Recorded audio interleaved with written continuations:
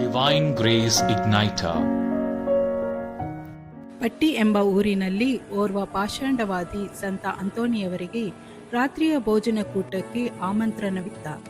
ಪಾಷಾಂಡವಾದಿಯ ಕರೆಯೋಳೆಯಲ್ಲಿ ಕುಹುಕತನ ಅಡಕವಾಗಿರುವುದನ್ನು ಮನಗಂಡ ಸಂತ ಅಂತೋನಿಯವರು ಅವರ ಕರೆಗೆ ನಕಾರಾತ್ಮಕವಾಗಿ ಉತ್ತರಿಸಿದರು. ಆದರೆ ಮಠದ ಮೇಲಾಧಿಕಾರಿಗಳು ಹೋಗಿ ಬರುವಂತೆ ಕೇಳಿಕೊಂಡರು.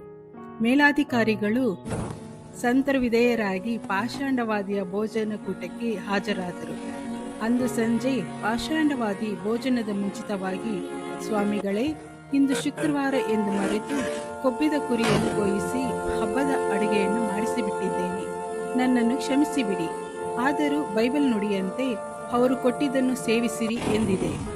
ದಯವಿಟ್ಟು ತಿನ್ನಬೇಕು ಎಂದು ನಟಿಸುತ್ತಾ ಸಂತ ಅಂತೋನಿಯವರನ್ನು ಮೋಸದಲ್ಲಿ ಬೀಳಿಸಲು ಪ್ರಯತ್ನಿಸಿದನು. ಸಂತ ಅಂತೋನಿಯವರು ವಿಚಲಿತರಾಗದೆ ಕುರಿಯ ಮಾಂಸದ ಊಟ ಮಾಡಿದ್ದರು. ಆ ಬಳಿಕ ಪಾಷಾಂಡವಾದಿ ಸಂತ ಅಂತೋನಿಯವರು ತಿಂದು ಬಿಸಾಡಿದ್ದ ಕುರಿಮರಿಯ ಮಾಂಸದ ಮೂಳೆಯನ್ನು ತೆಗೆದುಕೊಂಡು ಧರ್ಮಾಧ್ಯಕ್ಷರಿಗೆ ನೇರವಾಗಿ ಹೋದನು.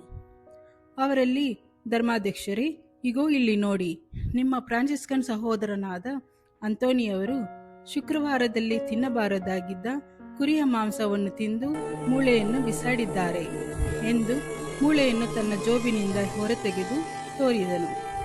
ಅದ್ಭುತವೆಂಬಂತೆ ಧರ್ಮಾಧ್ಯಕ್ಷರ ಕಣ್ಣುಗಳಿಗೆ ಹಿಡಿದು ತೋರಿದ್ದು ಕುರಿಯ ಮಾಂಸದ ಮೂಳೆಯಲ್ಲ, ಬದಲಿಗೆ ಮೀನಿನ ಮುಳ್ಳಾಗಿತ್ತು. ಧರ್ಮಾಧ್ಯಕ್ಷರು ನಕ್ಕರು.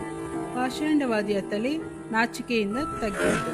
ಚಿಂತನೆ: ಪ್ರಾಪಂಚಿಕ ಮನುಷ್ಯ ಪಾರಮಾರ್ಥಿಕ ಮನುಷ್ಯನನ್ನು ವಂಚಿಸಲು ಶಕ್ತನಾಗಬಹುದು, ಆದರೆ ಅವನೆಂದಿಗೂ ಅವರ ಆತ್ಮವನ್ನು ವಿನಾಶಗೊಳಿಸಲು ಶಕ್ತನಲ್ಲ.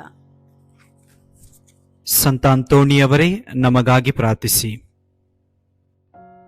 ಸಂತರ ಕಥೆಗಳು, ದೇವರ ವಾಕ್ಯದ ಪ್ರಬೋಧನೆ ಹಾಗೂ ಮತ್ತಿತರ ಆಧ್ಯಾತ್ಮಿಕ ವಿಷಯಗಳನ್ನು ಆಲಿಸಲು ದಯವಿಟ್ಟು ಸಬ್ಸ್ಕ್ರೈಬ್ ಮಾಡಿ ಡಿವೈನ್ ಗ್ರೇಸ್ ಇಗ್ನೈಟರ್.